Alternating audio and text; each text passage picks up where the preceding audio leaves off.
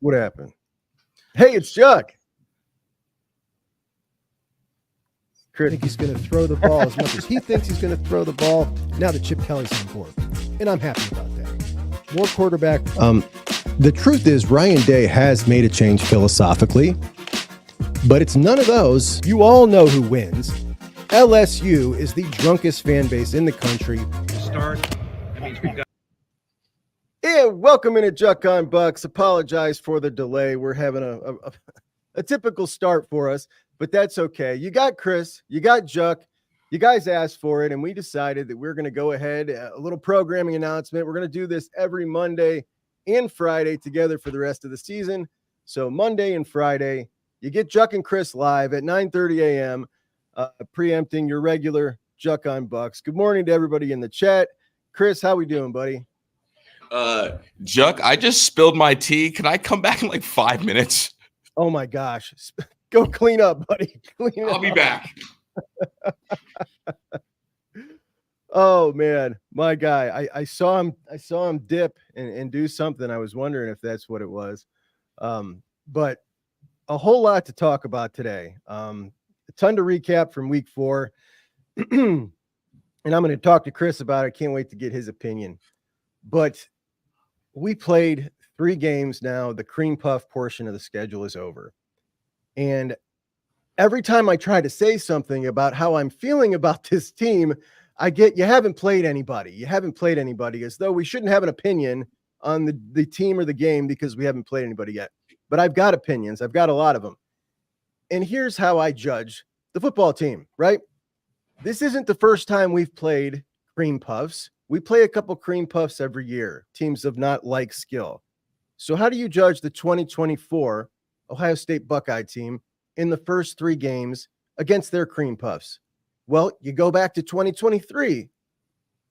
How did the offensive line look in 2023 versus their cream puffs, or 2022? And that's how I judge it. Not as if we're playing like competition. We're clearly not. But there are some things that translate from good competition to crappy competition through all levels of football. One of those things is effort plays. One of those things is how much juice you bring. If you are bringing juice to a game in September against an opponent that doesn't belong on the football field with you, does that translate? Absolutely. When you go up in competition, of course it does. If you were seeing wide receivers flying down the field to make a block downfield to spring a runner and turn a 30-yard gain into a touchdown, does that translate from a cream puff opponent to Iowa? Absolutely. If you're seeing linemen get amped up and, banging each other in the face mask before a game against Marshall, does that translate? Absolutely. And what we're seeing this year are things that we complained about in the last couple of years that we did not see. There are so many times, and I don't mean just last year, but for the last several years, where we have seen, and I'll just use the offensive line as an example, but the offensive line, we would play a team that we clearly had a physical matchup over, right? A team that you would say normally wouldn't belong on the field with Ohio State linemen. And we would watch our offensive line not be able to get a push against a team like a Youngstown State or an Indiana, and just scratch our heads and be like, if this is how they look against these guys, what's it going to look like when we level up in competition? And generally, it didn't look so hot, right? So I'm looking at this team now. And if I'm going to pick one of my most, there's a lot of things that stand out as impressive about what we've seen so far. But what stands out as the most impressive to me, obviously, we've had a lot of great individual plays. There's a lot of things clicking on this team, a lot. But to me, it's the offensive line. And it's not close because, remember, we came into the spring and the refrain, not just from us Buckeye fans, but around the country, was if Ohio State doesn't win a national championship, it's because of their offensive line. So a lot of pressure on that group, ton of pressure on that unit. And we could be sitting at 3 games saying they've disappointed through these 3 games. We expected to see more through these 3 games. Or we could be sitting through 3 games saying they did absolutely everything we were hoping. They looked as good as we hoped that they would. I don't know how you guys feel, but they looked as good as I hoped they would. There are very few knocks, to be honest. Very few knocks. We look at the left side of that line against Marshall. My gosh. Simmons and Jackson look absolutely scary. Donovan Jackson in his first game back led the team in PFF grade, but you didn't need to, PFF grades are something that I glance over. It's not a statistic. It's an opinion, but it is an opinion of someone who's sitting grading each play for that particular player. What their qualifications are, I don't know, but I can just say it certainly matched up with what I saw. Donovan Jackson looked fantastic. Josh Simmons looked really, really good. Seth McLaughlin, and Ryan Day said it in his press conference, how impressed he is. He called him an NFL center. He said it doesn't matter what they do, what situation they're in, he's got it. He's teaching everybody things. They all, he just brings a sense of calm. And that's pretty much what we've heard about him all along. When we talk about the guy's play on the field, and I said this a week and a half ago, I did not realize the caliber of player we were getting when we signed this guy. I thought that this dude was a guy who was going to come in, had some snapping issues, whatever. We can move him over to right guard. We always need an extra body on the offensive line. He's got starting experience. This guy is making so much of a difference on this offensive line and on this entire team because this offensive line is such a huge part of this team and how far it will go. Seth McLaughlin is an absolute stud, maybe the MVP of the team so far, to be honest, if we're talking about through 3 games, because this is the unit. This is the make or break unit. We go over to right guard. We started the preseason, remember, Luke Montgomery was the headliner for that right guard spot. And in 10 practices, out of the 12 practices, you get 12. Number 12 is the spring game. So practice number 11, the one right before the spring game, Luke Montgomery had been running with the ones that entire time. All of a sudden, we get to the spring game, and we hear that practice number 11, and now the spring game, Luke is not starting. He's not even running 2. It's Tegra and Carson Hinsman at that right guard position. Okay, that's weird. Fast forward into the season. In game number 3, we saw Tegra Shabola, and I just want to be accurate here. Tegra Shabola and Austin Seerveld split snaps. Damn near. Even Steven.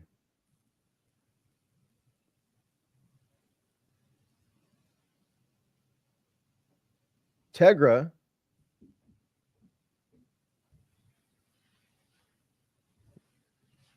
Austin with 26 snaps. Tegra with 32. So they split near even Steven, and Tegra Shabola was looking really good. Austin Seerveld started obviously those first 2 games. So now Austin, Ryan Day wants to give him a shot. I talked to Dylan last week. Dylan did not think that what Ryan Day was saying about giving Austin Seerveld, or that he's earned some playing time, he didn't think that meant he was going to kick him in there and rotate snaps. I didn't either. I thought maybe that meant he was going to play him towards the end of the game. The fact that they played 50-50 snaps is just wild. We didn't expect that at all. And Austin Seerveld, that's a 4th guy in that right guard spot. So what's this speak to? Does it speak to depth on the offensive line? Absolutely, because now we're talking Luke Montgomery. He has been moved over to center. He looked really good in the spring. He's coming along. I think a lot of these young guys are developing pretty nicely. Carson, I don't know. Carson lost quite a bit of weight from that virus. I saw a picture of him after there. He didn't look so hot. Didn't look so hot in game 1 on the coach's film. But I think we're building a stable. You look at Ian Moore. This offensive line is coming around. Josh Frye in the game on Saturday. Now, Josh Frye, this was the 2nd game in a row. The game against Akron and the game against Marshall, where he played against their best defensive player. That guy on Marshall was their best player, bar none, that he was going up against. The guy hit him with a hell of a spin move and beat him really bad, and we all saw it. That was a really good move. That's a hell of an athlete. That's a guy that probably in the transfer portal commands, an upgrade in location from Marshall. That's a really good football player. So Frye did pretty well against him. He did get beat that one time. We did see another miscommunication between him and Austin Arvell. But other than those two plays, Josh Frye looks really, really good. We're looking at him in the open field. It's a big dude getting out there on his horse in the open field, not just trying to get blocks and getting out there. He's sticking on blocks downfield. That's impressive. Watching him and Seth McLaughlin run downfield together and grab blocks, like this is all really impressive stuff. And what Chip's got them doing, it's not easy for linemen. Like this is athletic lineman stuff. He looks really good. So definitely the most impressive part of this team so far for me, the offensive line, bar none. I think that's without a doubt a top 10 offensive line in the country. And I have got to give credit because I give him a lot of crap on the recruiting trail to Justin Frye, man. Justin Frye, Juck guy of the game. The dude is absolutely crushing it with this offensive line.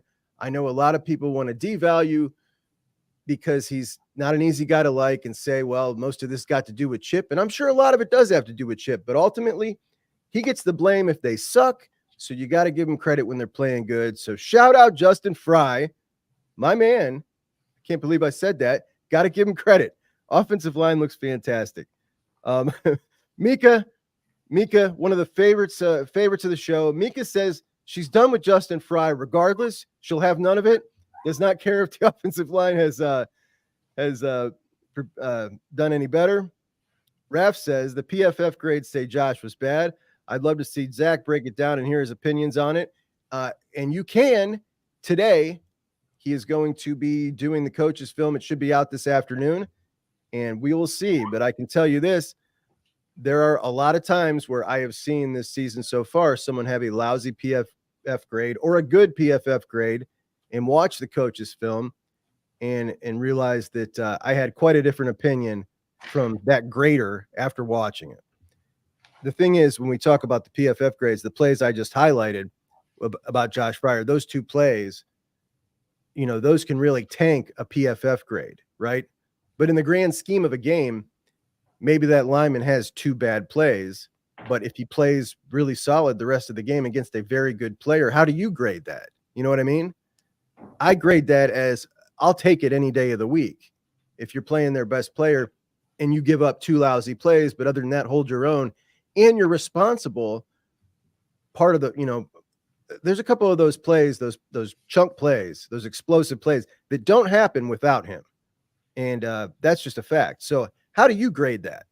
You know what I mean? Like on paper, that probably doesn't grade out well. I bet he graded out a champion in Ohio State's grading system. I would bet that. Steven says it's more Chip Kelly than Frye. And this is, you know, this is obviously going to be the de facto set for most of us because you're seeing a, you know, what's the big change here? The big change isn't Justin Frye. You got Chip Kelly in here. So we see a big change in offensive line production all of a sudden. Yeah, it's probably a lot to do with Chip Kelly. But at the same time, you still got to give the man credit because it looks like we've now got some development going on in this offensive line unit as a whole. Talk about Ian Moore, man. Ian Moore looking really good. You know, and that's a guy he recruited and a guy he brought in and a big time recruit. So believe me, I don't know that there's anybody who's given this guy as much crap as me. So I'm just trying to be fair because I think it's important to be fair and give credit where it's due. Ryan Day's Beard says Michigan is a bad football team. USC is a bad football team. It wasn't a quality win for Michigan. Somebody just had to win that game. They both suck. And I can't wait to get Kris back on here because if you were with us Friday, Kris and I was going to queue up the clip to play it for you, but I thought, no, I'll just let him talk about it. But I was not a believer in USC. I did not think USC. I thought that we were basing our opinion on USC off a win against LSU, and that LSU team is just not very good. And I think it showed that I was correct in my assessment of SC heading in there. They're not ready, but I will give them credit for coming back, clawing their way back in the game. I don't think it's a very good football team. They are still one of the better teams in the Big Ten, I think. But as far as Michigan, what they did was not sustainable. You get a pick six and then a couple of busted run plays where, you were dead to rights against a good team. So that's not sustainable against a quality team. I guess the question I have is, and I don't know that I got their schedule loaded up. I got it in my phone here. The question I have is that good enough to beat everybody else on their schedule, not name Ohio State and Oregon? And let's go through it. They've got Minnesota. Is that good enough to beat Minnesota? I would say so. Is it good enough to win at Washington? I think most likely. Is it good enough to win at Illinois? I think that might be a roadblock there. Michigan State, it's a rivalry game. We'll talk a lot about Michigan State later on this week. Michigan State now 3-1. They lost to Boston College, I believe, in the red bandana game, which is always a cool game. Boston College, the red bandana game. I think Boston College won by maybe 4. Aiden Childs, Michigan State's boomer bust quarterback, went bust, 0 touchdowns, 3 picks. But that dude can also torch you for 3 touchdowns real quick as well. So it might be interesting. But can they win against Michigan State? Yes. Then they've got Oregon.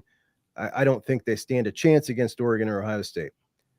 Indiana and Northwestern and Ohio State. So the 2 games outside of Oregon and Ohio State that they're going to have maybe a game would be Indiana and Illinois. Now, I'm quite certain that they're probably pretty confident they can handle Indiana and Illinois. And if they can, then they're just looking at losing to Ohio State and Oregon and completing a 9-3 season. And at this point, starting off the way they looked, I think they'd take it. But I do also think it's important to point out when people are lying, and Sherrone Moore lied.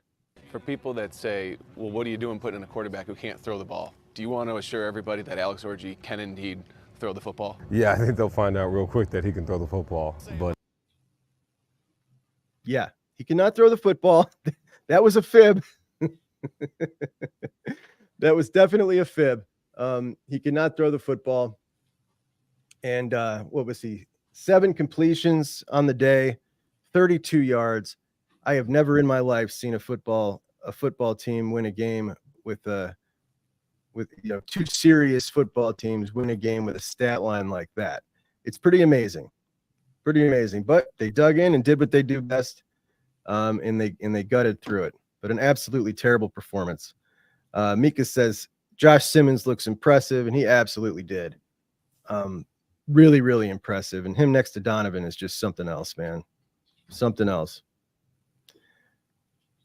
Steven says it was great seeing his favorite running back, Maurice Clarett, at the shoe. So Mo got back to the shoe. He said it was his first time back since 2003. He was on the sidelines. He had somebody recording the game. It was really cool. And talk about a dude who has gone through a lot of crap in his life, turned it around, and is now doing some good stuff, getting back involved with the program. We saw a couple weeks ago, he had met Carlos Lachlan when their kids were moving into Ohio State. They went, introduced themselves to each other, had lunch together. That was really cool to see. So he's buddies with Coach Locke now on the sideline for the game. And he is one of those guys that absolutely commands respect from the young dudes. And I love having legends, Buckeye legends like that. There's some that when they walk into a room, that they're just like, yeah, people want to know them. They want to be around them. Like they look up to them. Most definitely one of those type of dudes. There's a lot of former Buckeyes. There's some that absolutely command respect and admiration. Mo's one of those dudes. So I absolutely love it. Morning, Dave. Dave says Lincoln Riley's clock management was horrible for USC on Saturday. And the USC fans are livid about this in particular. They are absolutely livid about this. The 2 screen passes to stop the clock when they were trying to run clock. I mean, it was just ridiculous. It was just ridiculous. Kyle says the Big Ten looks very disappointing this year. It's certainly a lot different than we thought it was going to be coming into it. I'll say that. I mean, for one, I thought that Oregon was going to be much more impressive so far. I think what you've got here now is kind of what we had for a lot of years in the 2010 to 20s. It's just Ohio State is just heads and shoulders above the rest. And I don't know about you guys, but that game out at Oregon, like I feel so different about that game now than I did heading into the season. Absolutely different. JR in the house. JR says hello to everybody. Anybody else absolutely done with Joel Klatt? And this is actually on my notes to talk to Kris about today. Apparently this was a large cup of tea. This was a large cup of tea that Kris spilled.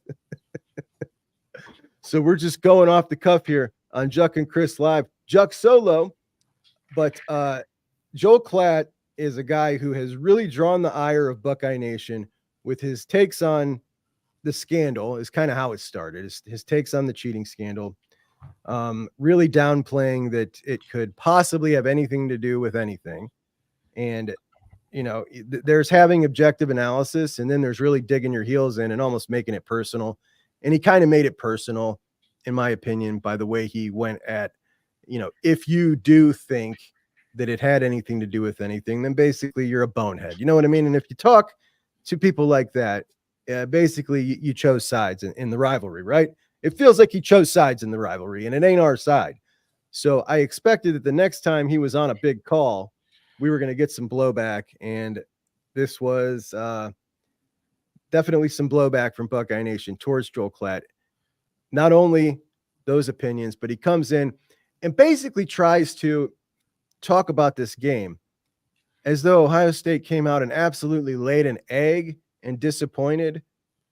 And also in my notes is the fan perspective of this game to talk to Kris about, because I can tell you, I usually feel like I am kind of lockstep with the fan, the general consensus impression of a game coming out. But I felt like there was a lot more negativity coming out of this game than I personally felt. And we'll go over the whys to that. But I definitely did not get the negative feeling that I think a whole lot of folks got coming out of this game. I felt quite good about this game. Really, absolutely. Mike Green, thanks for the super chat, brother. Mike says, I'm not getting Justin anything. Chip don't play. Absolutely. Oh, Kevin says Fleming. So I've got Parker Fleming as a big winner in my notes down there, right? So I was just thinking, watching the special teams disaster that came out of that game on Saturday, of Parker Fleming laughing on the couch saying, thinking, see, it's not just me. That's why Parker Fleming, former special teams coach, is a big winner of the week. Without a doubt, Parker Fleming was cackling his butt off. Okay. Or when we're talking about Julian Fleming. Julian Fleming caught a touchdown against Kent State. Shout out Julian Fleming. I would listen to a Penn State guy. He was actually on JR's show. So JR does a really good Big Ten show. And JR had a guy on with him last night, and he said that Penn State, he was really excited about the offense was 3 touchdown passes to 3 different receivers, as though, things are changing. The receivers are coming into their own. They played Kent State, and there are some teams that are just so bad, I don't know that you can take anything away from it. Kent State might be one of those teams. Sean says, Joel Klatt is willing to die on that Michigan hill. He absolutely is. I actually got a clip for you. Listen to this. So here's the thing, is that when all these Pac-12 teams join the Big Ten, you heard a lot of this. Well, it gets cold out here. Yeah. I'll just tell you, all the former Pac-12 teams this year have been really good. USC has been exceptional. And I like USC, and I don't think I'm being a homer. Their first Big Ten game, they feel like a more complete team. I think you're generalizing. UCLA has not been good at all. They've been bad. Washington got beat by Washington State, and Idaho almost beat Oregon. So, no, all the Pac-12 teams that moved to the Big Ten have not been great. But that's okay. I understand why you feel that way, because you're.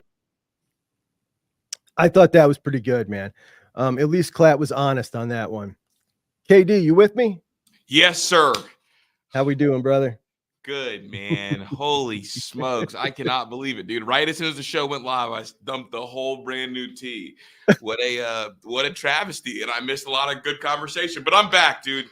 You're back. The whole thing up, man. Did you listen? We're talking about Joel Klatt. He's in our notes to talk about. There's a lot of Buckeye Nation that have just had it up to their wits' end.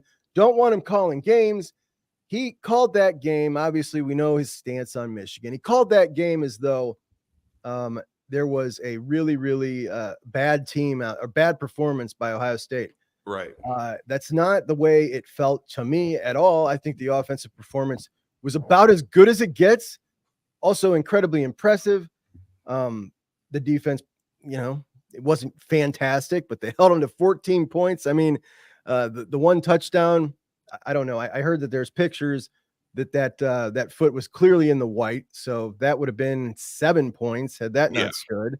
And also like Marshall had 2 weeks to prep. So okay, I was expecting them to put together a drive or two. Coach Huff does a really good job. That's a well-coached team. And Joel Klatt was not nearly as vocal when Michigan looked terrible the first 2 weeks of the year, right? Yeah, absolutely. Absolutely. So definitely, I think there is reason to be irritated with him. I do also want to hit on something else, the booth. Now, we talked about this in the spring game. We did. And for those who aren't familiar, a picture of the booth from Saturday. Dude, this is a $270 million athletic department. This is embarrassing. You see the red clips holding up stuff like this is disgusting. I can't believe these guys don't complain to have to stand in that thing. It looks like an abandoned school building. That's humiliating. Yeah. No, it looks like a bad deal, man. It's like that's like high school football, lower level high school football level booth in there. Like I don't know. I mean, if you're Klatt and Gus, it's like, oh yeah, like I like calling Ohio State games, but boy, that booth sucks. Right? Absolutely, dude. Absolutely. Kris, I was telling everybody that my most impressive unit this season so far, and taking all 3 games into account. And I don't know if you noticed this. I just noticed this the other night. Of our first 6 games, each game ramps up a little bit in the opposition competition. It's like a slow ramp on. Yeah. Akron, then Western Michigan, then up to Marshall. Then you're up to Michigan State. You're up to Iowa. You're up to Oregon. It's just a straight ramp up. I can't recall ever having something like that. And as we've seen the competition get better, we've also seen the offensive line play better each successive game. Right. So they're my star unit of the team so far. I can't believe I never thought that I would have said that heading in. I wouldn't have predicted it. They were our big question, our big concern. I'm very, very pleased with what we've seen so far out of that unit. Yeah, I think we legit have. I mean, I said it before the year. I thought this was going to be a top 5 offensive line in the country. I know people freak out every time a run doesn't pop for 8 yards. I know people, get upset with every sack, but for the most part, I think they've done a really, really good job, and they seem to me well coached, and that's all you can ask for. And the run game, I think, being more multiple than it was last year helps this offensive line as well. I think last year, Ohio State got caught up in going side to side too much with stretch. This year, they're doing a lot more of the downhill stuff, which I can really appreciate. I can appreciate the gap stuff. And guys like Q have made the offensive line right a lot more because running backs are now falling their tracks a little bit better. But I definitely think this offensive line is going to be kind of the heartbeat of this team. And teams that are offensive line led feel different, don't they? Absolutely. And it's the kind of teams that they're easy to love. You know what I mean? And they also make you feel a whole lot better. Like it translates against anybody when you can run the ball like that. And Quinshawn, obviously, I knew he was a great running back. I did not realize he was quite this good. He is so hard to bring down. He's so fast. He's got such a great attitude. He's such a bruiser too. He's hitting home runs. People didn't think he was going to be the home run back. No, I didn't. I'm one of those people. I didn't think he was that fast. I was kind of knocking his breakaway speed quite a bit in in the offseason. I feel like an idiot. I didn't think he would be able to house an 85-yarder. We'll put it that way. Well, you know why a lot of people did that, and I think that we can look to ourselves. He had dead legs at Ole Miss near the end of the year, so yeah, he was getting caught from behind a lot.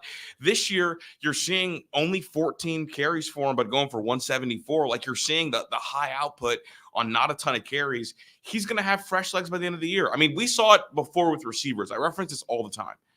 In 2021, Garrett Wilson by the end of the year had dead legs. People thought that he was a 4.5 guy. He went to the combine with fresh legs and ran a 4.3. When guys are out there and their legs blow out, they don't look as explosive. And then it's nice to see how they look with fresh legs. And that's what Q looks like. He's got fresh legs. This is something that I don't ever really take into account. Now that you bring it up, I'm going to pay more attention to it. It's not something I really ever factor into the equation. But on those carries, I do think it's interesting. 14 carries for Quinn, 6 for Trey.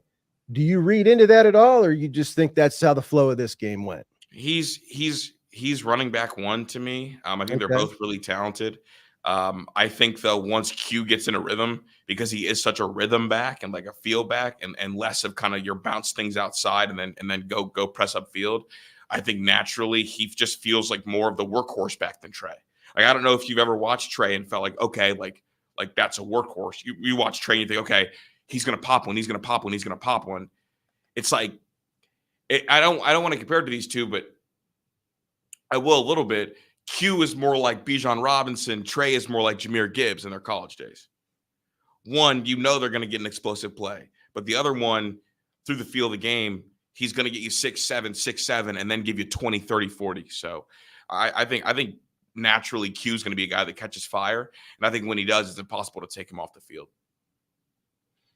I can't disagree at all. I did think that coming into this, we were going to be looking at more of a 50-50 split and that they were going to try to force that. I'm happy that they're not trying to force that. They're riding him if he's hot. And I would want him to do the same with Trey as well. Yeah. But it does feel to me like this is kind of how it should be. That's just my opinion. And that's from somebody who absolutely loves Trey and was a little offended by all the Quinn Sean's better as soon as he came in, just because I have an affinity for guys that and just game one, like Trey got hot and they rode Trey and they rode Trey's hand, right? Like Q didn't get hot game one, but the last two, Q's gotten hot, and so I definitely respect riding the hot hand. Kris, somehow last year it became a big argument that the wide receiver blocking, and I feel like it became a big argument amongst Buckeye fans because it came from Zach in a lot of ways, that people wanted to push back on it, pretend like it wasn't an issue. Yeah. People that didn't like Zach wanted to say that. And also people dug in on Hartline being so great. We all love Hartline. He's not perfect. That wide receiver room sucked at downfield blocking. They had for several years. This year we see Chip come in. Do you think he was the catalyst? What was the catalyst? I see tremendous downfield blocking. It looks like they are not just doing it, but embracing it. And it's responsible for these big plays. Mm-hmm. No, you're 100% right. I mean, last year the wide receiver blocking was really, really bad. And it didn't feel like it was something that was an emphasis for the first time since Brian Hartline's been the head coach. It felt like there was a little bit more of an emphasis because everybody kind of acknowledged going into this year, this would be a much more run heavy team, right? Like everybody felt like this would be a much more run heavy team. And guys that are young guys, it's easier, I think, with young guys to tell them the path to get on the field is to block. With older guys that have already been playing, it's hard to make that switch. It's like you can't go from being the nice parent to the mean parent, right?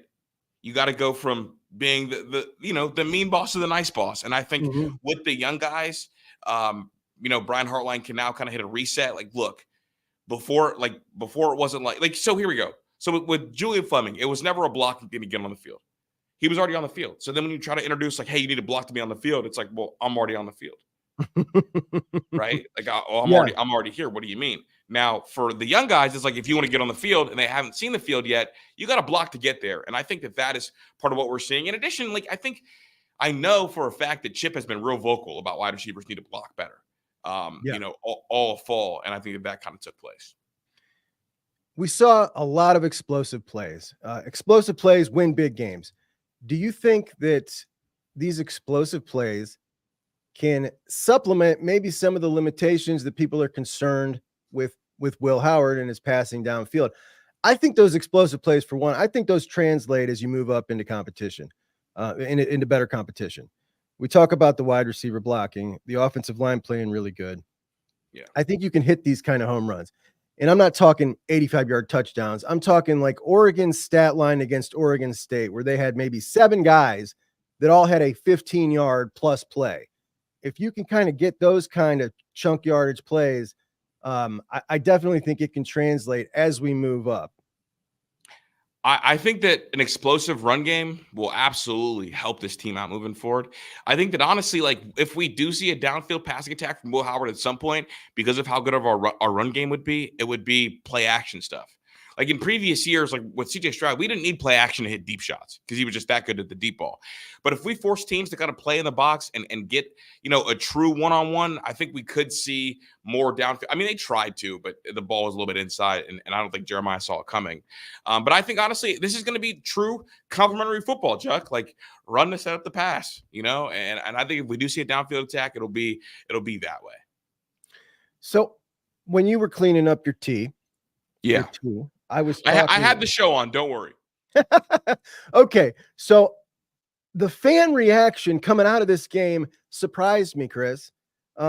Usually I feel like I'm pretty dialed in on what it's going to be. I felt like there was a lot more negativity than I felt, and specifically on a couple different areas. Number one, a lot of folks were really irritated with the defensive performance. It's Marshall. That defensive line should absolutely dominate. I don't care if Ty leaks out. Like that kind of feel was really big. And then on the offensive side of the ball, Will Howard in the downfield passing. Obviously, we saw the pick on the long shot to JJ, which Will in his press conference came out and said, I'd do it again, which I like. I absolutely want him to have that mentality. And after that, everything was short. And there was maybe one ball that traveled 16 yards in the air to Carnell Tate. It was right on the money, but he's taking all the short stuff. And you only need to take the short stuff when you play against a team like that. I would have liked to have seen him, test a little more down the field in a game like that. But we didn't get to see it. Are you worried about the lack of downfield balls? Worried. I think worried is a sliding scale, right? Yeah. I think I'm a little concerned, not quite to worried.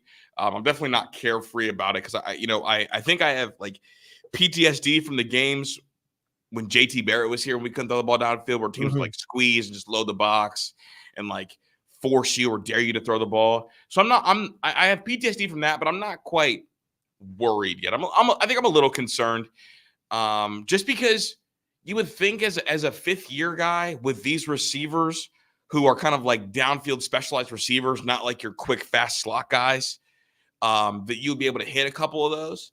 And now we have enough of a data point to kind of acknowledge that it is definitely his probably weakest part of his throw game. I mean, like we saw him miss a deep ball 2 weeks ago, have one fly out of his hand a little early, trying to throw too hard. So I do wonder how naturally, Juck, I don't know how you feel. Whenever I watch a game, I think about how teams like Georgia, Texas, and Oregon are going to defend us. That's what I oftentimes think about. And I think that those teams have good enough corners to at least squeeze Will Howard a little bit. And then what are you going to do from there? Yeah, that is exactly how I look at it. And on that point, that's exactly how I grade the team and how I analyze the team against those other best teams in the country. Like, it's not about how Ohio State's performing against their opponent. It's how the other 2 or 3 best teams in the country would be performing against that opponent. Just kind of how I always look at it, because what I'm getting at is I'm a tough grader of the Buckeyes. Yeah, I always tough have grader, been. Like, as I am I. expect the very, very best, like there's no reason why Ohio State shouldn't be doing basically what they do, which is be in the mix for a national championship every year, and should cash in more than we have, quite frankly. So I'm a tough grader, but I'm not concerned one bit about this defense coming out of a game against Marshall off a bye week on a hot day. I don't want to sit here and make a bunch of excuses. Ty leak out. Like, there's nothing in that game that has me worried about a thing with that defense. There was a couple of, Knowles wasn't on point. And we don't know if he was trying different things because he wanted to use that as an opportunity to try different things. And maybe that's why things weren't like, we don't know. I felt like Jim was making guys work through it. Like I felt like, look, it to me. This is our defense. Y'all got to adjust and work through this. It's like in baseball when a guy can't locate a fastball. It's like, no. We're not going to just resort to the off-speed stuff, like the nasty stuff. We're going to make you locate this fastball and work through it because we know this is a lesser opponent, right? Like we know that this is a lesser team. So I can afford for you to work through these pains. And also, like, I'm not mad at it because, like, it gives you something to coach up. Because right now, this team was riding super high on cloud nine, like the best team ever. The chosen team. No, not a concern in the world. No, I'm totally with you. There was nothing about this game that had me worried about a thing. There is a lot of talk about JT. People wanting to see JT get subbed out a little more. Maybe not doing his job enough. Not happy with the JT man. Also, a lot of talk about Arvell. And, it's just a couple weeks ago, we were talking about, is Arvell really going to pass CJ Hicks, which now seems like 2 years ago. And at this point, he lapped him, Juck. He's been lapped. Well, at this point, we've now moved on to, is Arvell better than Sonny? It's clear to me that Arvell is more natural at the position than Sonny. I think that Sonny Styles can listen. To preface this, Sonny Styles I've been a huge fan since he was in high school. I want nothing more than for Sonny Styles to be an All-American at Ohio State. He's not as natural as Arvell at this position. He's just not. I think that Sonny Styles with coaching can be everything that we want him to be. But if we're looking at these guys right now, I don't know how you keep Arvell off the field. I really don't. You can't. The answer is you can't, Juck. This team cannot keep Arvell off the field. Push comes to shove. He's too good. Like I think he's better than Cody. So like I think we're. It's funny because he's not a 5-star guy, and because he's not, wasn't a super high-end recruit. I think people, when they see his success, think, oh, like other guys should catch him. No, I think Arvell is just a really, really special player that recruiting services just missed on. And I think he has to be out there. And it's okay to say he's better than Cody's. It's okay to say he's better than Sonny's because he truly is a special linebacker prospect. I mean, this is supposed to be his true freshman year.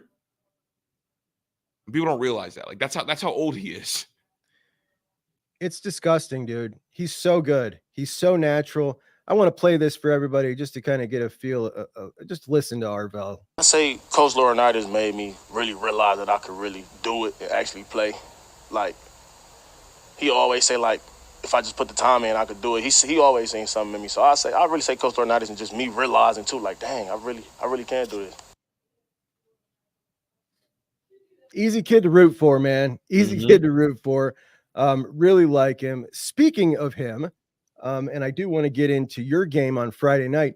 Yes, sir. But Sincere Johnson from Glenville, we talked about him Friday. Was he going to get his offer? He did. I talked to him yesterday. He is stoked for Arvell, his former teammate. But Sincere got his offer. Congrats to him. Big news for us. And, immediately puts us in the big lead as the Glenville pipeline continues with 3 Tar-Blooders currently on the roster, which is great news for us because Sincere is one heck of a football player, as is Arvell. Now, and didn't they win big on Friday too? They did. But we want to talk about your big win.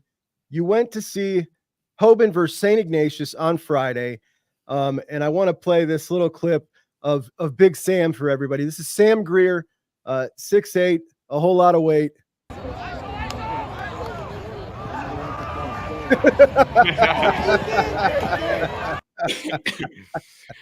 Big Sam, man. Big Sam. All right, so you saw Sam, you saw Eli Lee, you obviously saw our man Rock. Here's Rock flying out of the backfield.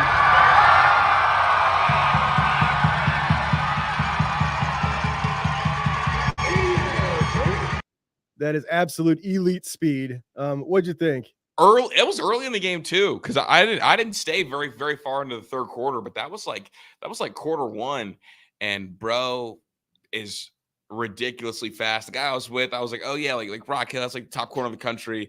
And he was like, that kid right there, because he doesn't look very big or imposing or anything. And I was like, yeah, that kid right there. But he's got like real freak speed, Juck, like real freak speed. Pat, bro, you can come this way, dude. I spilled tea. Pat just got here, and I have the studio like taken apart because I dumped tea earlier, and he's like scared to walk behind. So that's go ahead. You're good.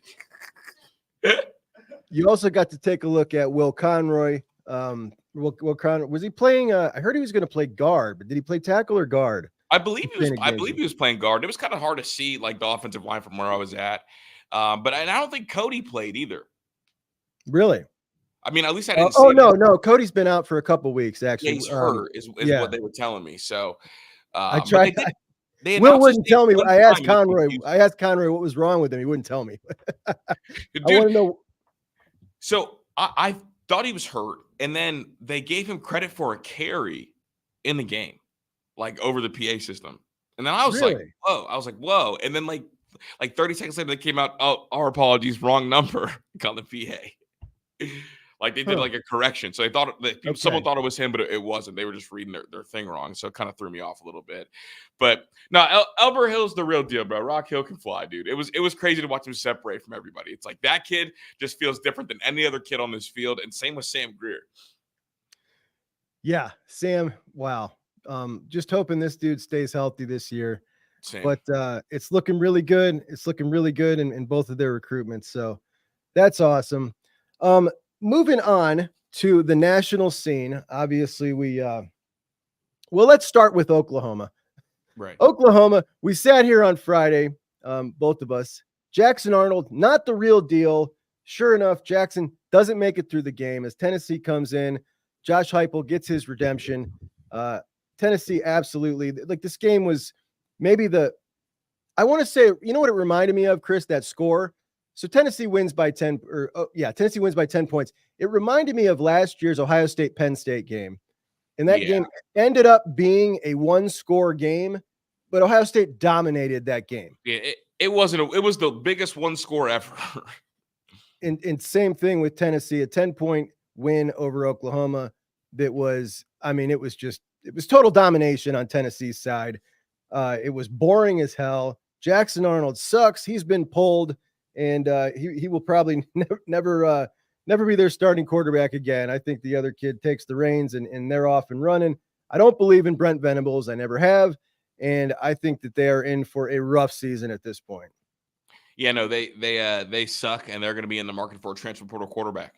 Like Jackson Arnold is very, very bad. I mean, Zach and I talked about it a bunch during the week that we thought he was a huge fraud, and that school pushed out Dylan Gabriel. And be careful what you wish for, because this is what you wish for. They looked really bad, and honestly, their defense looked pretty all right against Tennessee and Nico and them until Nico got going. But Nico threw some strikes in there. I was like, oh shit, like that's really real. That feels really different. He sure did, boy. That one touchdown was a dot. A laser, dude. Yeah. Really good looking stuff. And of course, we've got the game up north to react to. I've never in my life seen a stat line from a quarterback like Orji had win a big game. It's all Michigan could do, so credit to them for doing all they could do well. And they won the game. USC, we had differing opinions. They're frauds. Like, there's no doubt about that to me. I was buying all the hype. I thought they were real deal. I thought their offensive line held up so well against LSU. I thought that LSU victory was going to age pretty nicely. And I thought they were going to be able to beat Michigan. And honestly, they should have. I don't know when Lincoln Riley decided to turn into James Franklin. But I still cannot believe they lost that game. It was pathetic, dude. It was really pathetic. They absolutely got bullied. And then they had a shot at they came back. Like, I didn't think they were gonna. They come back. Hey, gritty performance by Miller Moss, man. I mean, the dude is he's not the best, but he made some really excellent plays towards the end there. Got him back in the game. And Lincoln with some puzzling calls, stopping the clock when they're trying to run it out. And in the end, when all they needed to do was what we thought they had taken care of, make a couple of tackles. Yeah. Listen, this is not sustainable for Michigan. You can't live off of breaking off a couple of big runs and a pick six to score every week. It's not sustainable. They are the updated Iowa. Facts. Looking at their schedule moving forward, Kris, they got obviously the 2 games. We know they won't win, Ohio State and Oregon. They've also got Indiana and Illinois. Now, those are the only 2 that are going to give them a game if they can. Do you think there is any shot for Illinois or Indiana? Illinois coming off the big win at Nebraska, and they look really good. I think no, those teams will beat them because those teams won't struggle with the tackling the way USC did. Like USC went like right back to the classic Lincoln Riley. Like let's pretend we know how to wrap up and then don't. I mean, literally the one thing that they could not afford in that fourth quarter was a long run by a running back. That's what they allowed, of course, on 3rd and 1. But I think like teams like Illinois should absolutely beat them. That absolutely blew my mind. You got these guys, they cannot win from behind. They absolutely can't. All you got to do is make your tackles. Like that's it. And we heard all week, this is what D'Anton Lynn has brought in here. You're now not just leaving one guy on an island. You're tackling together. And it's just like, dude, if you can't do that, like stop somebody from breaking off a huge run, that's the only way they can win. That's pathetic. That's absolutely like they've got pathetic. no downfield passing game. Like all you got to do is tackle. Curt Cignetti, Indiana was on the cusp of, for me, the story of the year, the positive story of the year. Curt Cignetti, head coach at Indiana. They smash again. Nebraska loses. I think Indiana has now become the story of the year, Kris. And looking forward at their schedule, they are going to be favored. And if they win all their favorite games, that's a 9-3 season. That's amazing coming from Indiana. And when you look back, and I was pissed at Curt Cignetti in the offseason because he left James Madison and took everybody with him, all the players. I was like, man, why are you going to do your team like that? James Madison goes into North Carolina and beats him 70-50. Yeah, James Madison looked good, man. They scored 53 first half points. What in the world? So Curt Cignetti not only left James Madison in good shape, the dude absolutely is killing it. And Indiana, I think, is a real team. I can't even believe it. No, they're real, and it's freaky to see. Because I was not ready. I thought they were going to go through like a full rebuild. Like I thought they were going to be the bad team in the Big Ten. Absolutely. Do you got an issue with Hugh Freeze's comments? Yeah, Hugh Freeze sucks, dude. Like, like your team just lost. Why are you throwing all those kids under the bus? Like clearly you didn't prepare anybody good enough, and you're just a bad football team. He's like, such a jackass, dude. Like you can feel how you want to feel about like whose fault things are, like behind closed doors, but to get in front of the media and throw all your kids under the bus is terrible. Terrible. And did you see what Robbie Ashford had like 300 total yards? That was the backup quarterback over there last year. No, I did not. Yeah, he's at South Carolina right now because I think Sellers got dinged up or whatever. Yeah. And so he played against Akron and had like 360. Bo Wallace came out and blasted him. Yeah, Bo was speaking facts though. He really was. It's never a good look when a former quarterback comes out and it bashes you. Definitely not. Did you see the ending of the Colorado game, Kris? Yeah, dude. The calls they're going to live forever. And this game's over. He dropped it. And then the next play, they go ahead and score. I so bad wanted that fumble to be overruled with the fans. They rushed the field, right? It's under review. If they overturn that fumble, what are they doing with all those fans? They got to line back up and play. Like, where are you can't get them back in the stands. Are they going to be standing on the sideline for the end of the game? Like, what are you doing with all the fans? Do you think that's part of why they just decided to keep it how it is? So we don't know. We don't want to deal with this mess afterwards. It would have been a huge mess. Absolutely hilarious. And my final one, Kris, losers of the week, 27-year-old college quarterbacks, as they squared off. Well, not really. Utah and Oklahoma State squared off. Cam Rising didn't play again because of his finger. And Alan Bowman, the other 27-year-old quarterback on the other side, got benched. 27-year-old quarterbacks in college football can get the hell out. Yep. No need for a pro day. Go to a career day, my boy. Go get a job. It's time. All right, Kris. Thanks for joining us at Juck on Bucks. Appreciate you, brother. Man, I appreciate you. Get ready for the show. Yep. All right, have a good one, buddy.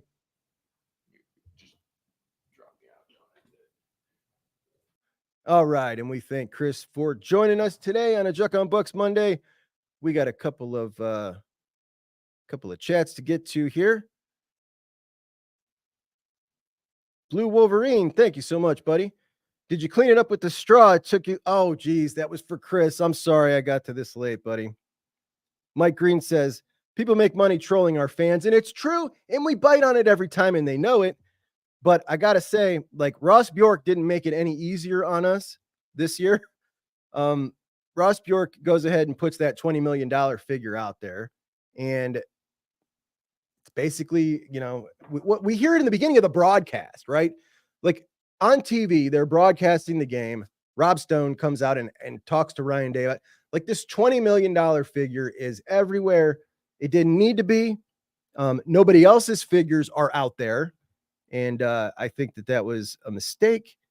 You can say it was part of a plan. He wants recruits to know that Ohio State pays, and you could say that, but you can also say that Ohio State's coaching staff has come out and said that they are irritated already with people coming in recruit-wise and thinking that Ohio State is just a piggy bank. Like they're coming in, they know Ohio State's going to pay. They want the biggest deals, and that's the kind of stuff they're dealing with. So if they're dealing with that already, and you're going to put that out, it just seems like, you're putting them in a spot that they don't want to be in on top of everything else.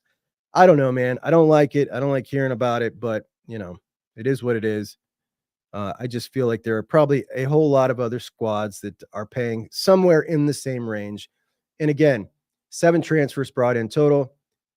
I don't care if you want to pay your seniors to return to college football. I wish more teams would, because the more seniors that return to college football, the better college football is, and the more recognizable teams are across the country. We always and I always point back to March Madness, and I was a huge fan growing up as a kid. You would look at schools around and you knew the players because the players stayed for several years. In college football, same way, but now you're going to be able to get those seniors to stay one more year, which means you're going to know more players, more of the quarterbacks, more of the linebackers, more of the guys that would normally go after their junior year. They get to remain on the team. It's good for all of us. We all like when we recognize players on other teams. It makes it more exciting. It makes it more fun. So paying your guys to come back, the absolute best thing you can do for college football. More people should do it. Ohio State did do it. Asian Posh says, Linz, you can watch tomorrow night, 6 p.m. Menace to Sports at Yogi's live Menace to Sports show tomorrow night. I'll be there. I'm going down with my wife, with my son, and we are going to be at the live show tomorrow night at 6:00. So that'll be fun. I've not been to an evening live show yet. If you catch me down there, come say hello. I insist that you do. General Chrome says Guthrie has 35 Division I offers, but Frye isn't one of them. Dude is awful and he needs to go. So we got another one who's out on Justin Frye, and Adam Guthrie does have 35 Division I offers. In fact, he just picked up Clemson over the weekend. He's got Texas. He's got Texas A&M. He's basically got everybody but Alabama, Georgia, and Ohio State. Those are the only offers that he doesn't have. So, 6'7", 300 pounds, long arms, has camped at Ohio State, moves his feet pretty well, in my opinion, aggressive as hell, and really, really wants it. The kind of guy you want at Ohio State. So I can't explain it at all. In fact, I did a video highlighting our most recent offensive line offer in 2025. We also put an offer for JB Shabazz out in 2026, a lineman out of North Carolina. And I put the film. All right, here's Guthrie. Here's JB Shabazz, who just got offered. You be the judge. Go watch it. I promise you would pick Guthrie. Promise you. 10 times out of 10. It makes no sense to me, and I'm done trying to explain it. So I can't defend him on that. But I will say the offensive line looks really good. Looks really, really good. Kyle says USC's defense is no different than any other year. I don't know, Kyle. They look a little bit better. They look a little bit better. I think last year's USC defense might have given up 40, 40 or 50. They were definitely a little bit better, I think, in my opinion. Dago says USC had one job to just make a tackle, man. Just wrap up and get the guy on the ground. Like, that's it. I cannot believe that you let that happen. And the rest of the Big Ten was absolutely furious. USC was talking so much crap too. Their fans are imploding, right? The fan base is absolutely imploding. Fire Lincoln Riley, like they're flipping out. I totally love it because they're so cocky. They're a whole lot like Michigan folks, to be honest. They really are.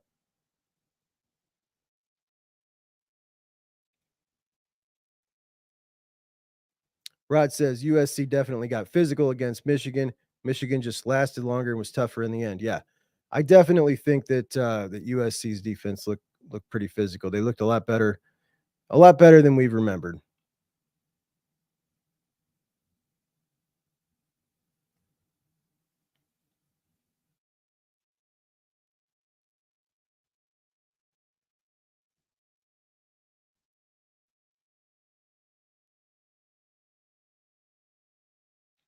Daryl says, I've deleted a lot of Michigan people not to listen to their drivel.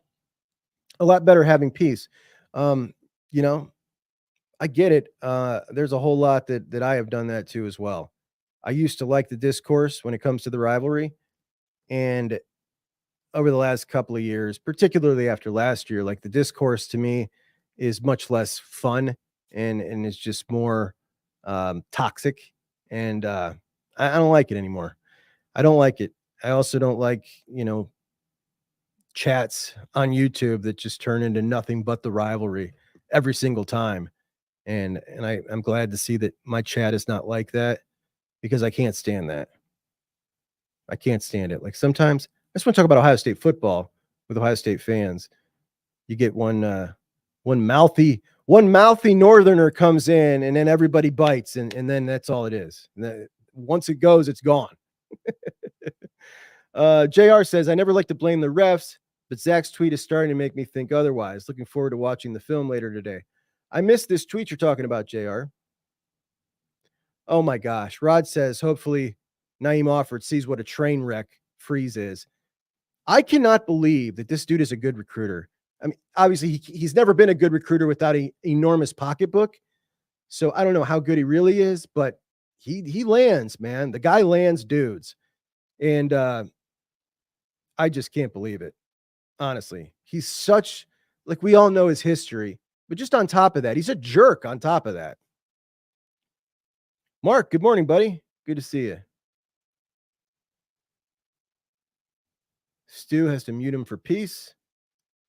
The refs were definitely awful on our game on Saturday.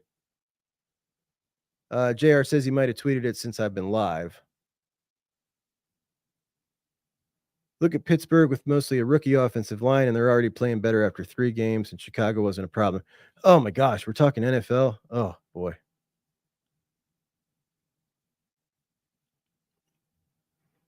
Dago thinks Auburn is cooked. Absolutely. They're going to be ridiculously bad for the rest of this year. All right, guys. Will Howard, we'll get to a couple other things here before we wrap it up. At his press conference, a question from Tim May. You get it harder from the front or the back? Because everybody wants you to score, I think. I don't know. Pause. But I knew somebody, I needed to say it. But Will having some fun with old Tim May's line of questioning. Good stuff there. Also, I want to say that it is no surprise to me that Austin Searveld is performing so well and getting, basically 50-50 snaps with Tegris Shabola. If you watch Juck on Bucks the very first week of the show, you would have known too. Here's Austin Searveld. Take a look at Austin Searveld. Now, here's Juck's offensive line analysis. Any lineman in college that is prematurely balding is always a monster. And Seth McLaughlin is prematurely balding. So I think it's safe to say that he's going to be a beast. So there you go. Baby Juck in the brand new show telling you that Austin Searveld, you could have spotted it from a mile away. Going to be a beast. And sure enough, he is. And that's all I got for you today, guys.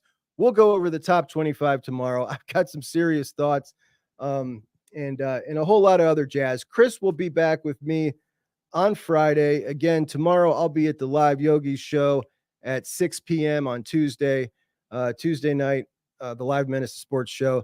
Hanging out. Come hang with us. Appreciate you guys so much. And I will talk to you tomorrow. Juck 'em Bucks out.